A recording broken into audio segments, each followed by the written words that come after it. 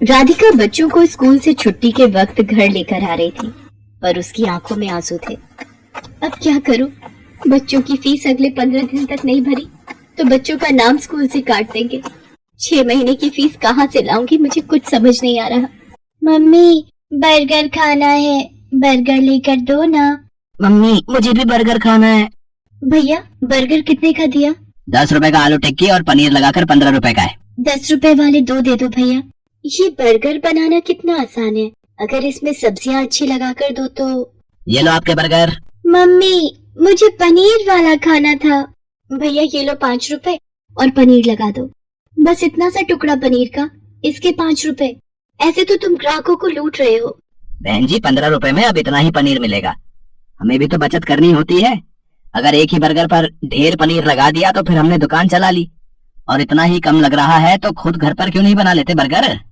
Burger वाले की ये बात राधिका के मन में घर कर गई और उसके मन में विचार आया, अगर मैं बर्गर का काम खोल लूं तो मेरे पास भी इतने पैसे हो जाएंगे कि मैं भी घर के खर्चों में हरीश की मदद कर सकूंगी। और फिर बर्गर बनाना तो बहुत ही आसान है। घर जाकर माँ जी और हरीश से इस बारे में बात करती हूँ। राधिका हरीश और सास से बर्गर का ठेला लगाने की बात करती है। लो, कर लो बात राधिका बहू, अब तुम भी बच्चों से बात कर रही हो। पता है हम औरतों का घर से बाहर निकलकर काम करना कितना मुश्किल है। हम औरतें घर के चूल्हा चौका ही निपटा लें, वही गनीमत है। पर माँ जी, आजकल बर्गर का काम बहुत चल रहा है। अगर मैं ये कर लूं तो इससे हरीश को भी पैसों में मदद मिलेगी।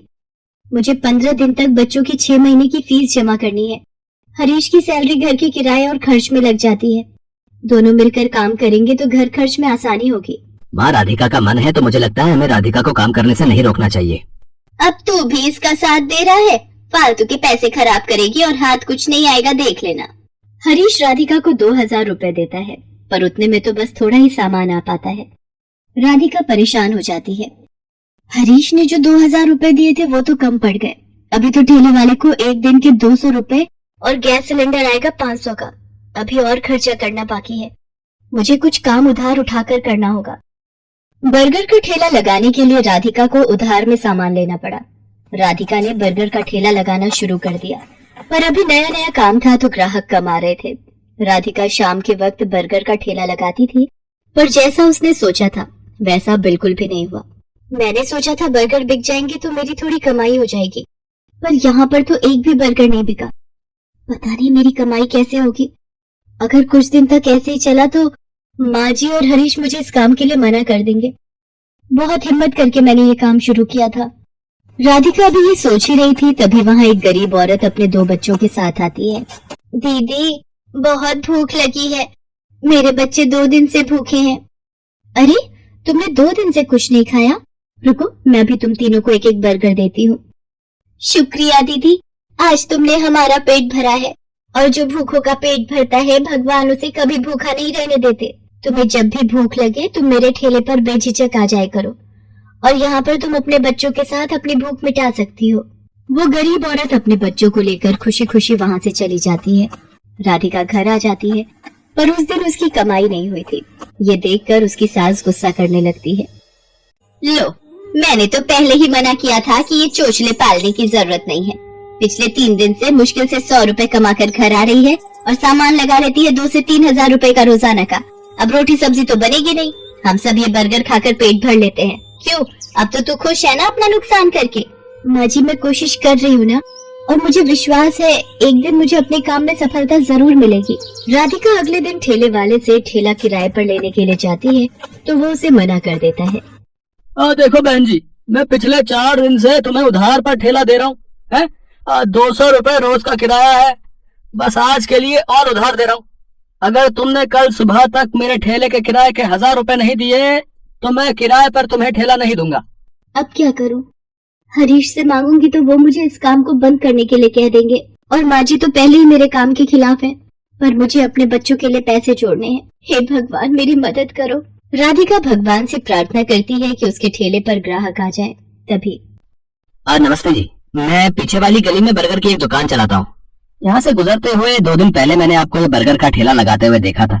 मुझे 15 दिन पहले एक अनाथ आश्रम के लिए बर्गर का ऑर्डर मिला था, पर 10 दिन पहले एक हादसे में मेरी सीधे हाथ की हड्डी टूट गई, जिसके कारण मैंने अभी बर्गर बनाने का काम रोका हुआ है। पर मैं ऑर्डर के पैसे ले चुका था, इसलिए मैं वहां मना भी नहीं कर सकता।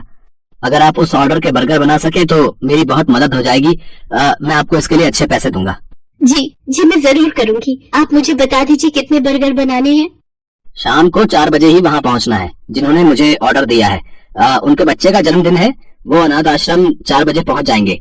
वैसे मैं आपके साथ अपने एक आदमी को काम पर लगा देता हूँ, जो आपकी इस काम में मदद करेगा। ये 5,000 रुपए आप एडवांस रखो, बाकी के पैसे मैं आपको काम खत्म होने के बाद शाम को दे दूंगा, ठीक है? वो व्यक्ति मानो राधिका के लिए भगवान का रूप बनकर आया था।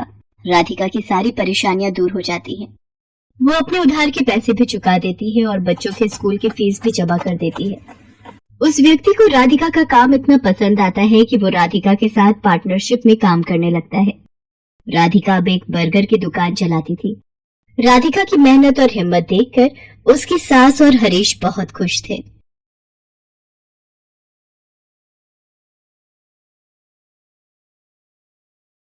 तो दोस्तों, उम्मीद करते हैं आपको ये कहानी पसंद आई होगी। अगर आपने हमारे चैनल को अभी भी सब्सक्राइब नहीं किया है तो चैनल को सब्सक्राइब करें, बेल आइकन पर क्लिक करें, जिससे हमारी आने वाली वीडियो सबसे पहले आपको मिल सके। तो मिलते हैं ऐसी ही नई कहानी के साथ नेक्स्ट वीडियो में। आप सभी को बाय बाय।